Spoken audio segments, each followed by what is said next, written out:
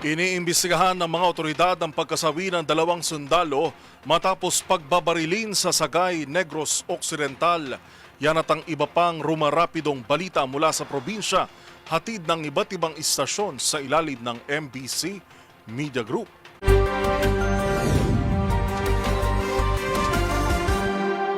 Tinitingnan ng 79th Infantry Battalion ng Philippine Army na posibleng hindi mga miyembro ng New People's Army o NPA ang bumaril patay kay Corporal Robert Dador at CAFGO member na si John Raymond Catar sa Purok Kalubihan, Barangay Makiling, Lungsod ng Sagay, Negros Occidental. Ayon kay Lieutenant Phoebe Pajardo, Civil Military Operations Officer ng 79th IB, lumabas sa kanilang investigasyon kasama ang kapulisan na hindi mga miyembro ng rebelde ang gumawa ng krimen dahil kinuha o walang kinuha ang kalibre 45 na service firearm ni Dador. Kahit lumabas sa kanilang investigasyon na hindi na binaliwala na mga miyembro ng NPA ang gumawa ng krimen dahil sa nangyaring enkwentro sa bayan ng Tuboso, Negros Occidental na karang Abril 19 na nagresulta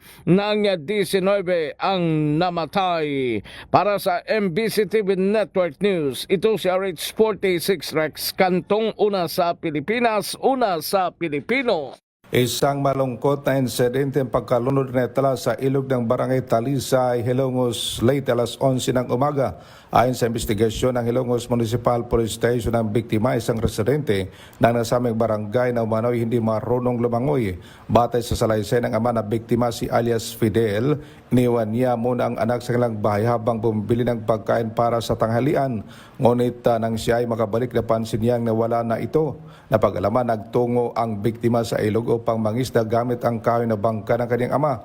Kalauna ay natagpuan ang bangka na palutang-lutang sa ilog at walang sakay, dahilan upang humingi ng tulong ang ama sa mga residente para magsagawa ng search operation.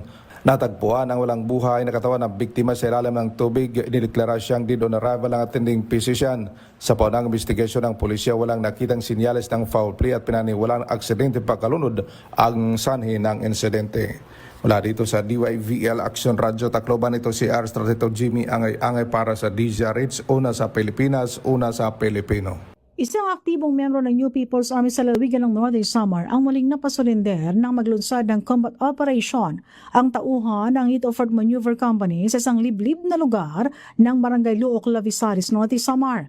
Isa itong unit militia member na kinilala sa kanyang alias sa si Baklay, 42 taong gulang, mula ito sa barangay ng Santander, Bubo, Northern Samar. Affiliated ito ng Sub-Regional Guerrilla Unit SRGO ng Sub-Regional Committee Emporium ng Eastern Visayas Regional Party Committee mula taong 2010 hanggang 2021 sa pamumuno ng kanilang leader na si alias Norme. Kasama sa operasyon ng Heat of Fort Maneuver Company ang Lavisaris Police bilang support unit. Si alias Baklay ay kasalukuyang nasa kustodiya ngayon ng Heat of Fort Maneuver Company at tiniyak ng PNP na makakatanggap ito ng tulong mula sa pamahalaan, ang Enhanced Comprehensive Local Integration Program o ECLIP. Patuloy ang panawagan ng otoridad sa mga natitira pang communist terrorist na talikdan na ang arms struggle. Mula sa MBC TV Network News, RH34 Jane Galit Bantayan ng DZRH. Una sa Pilipinas, una sa Pilipino. Nasa kustodiya ngayon ng Bayangbang, Pangasinan Police Station ang isang 40 anyos na lalaking bindor na residente ng Barangay Calamyas, Ibaan, Batangas matapos itong matimbog sa buy-bust operation. Batay sa ulat ni Bayangbang Chief of Police Lieutenant Colonel Romel Bagsik, nagsagawa ang kanyang mga tauhan sa Drug Enforcement Unit ng Anti-Drug Operation. Alauna 20 ng madaling araw sa may boundary ng bayan ng Bayangbang at Kamiling, Tarlac, katuwang nila rito ang Kamiling Police Station at nakabili na isang plastic sachet na naglalaman na hinihinalang shabu na tumitimbang ng 1.9 grams ng mga street drug price at 12,920 pesos. Ang pulis na nagpanggap na buyer kapalit ng mark money at agad itong inaresto. Kasong paglabag sa Republic Act 9165 Comprehensive Dangerous Drug Act of 2002 ang kinakaharap ngayon ng akusado.